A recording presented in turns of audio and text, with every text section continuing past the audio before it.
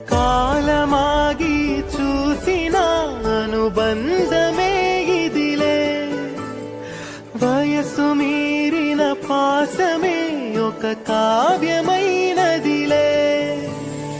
రేపలా ఎప్పుడు కంటి పాపగ కాచులే.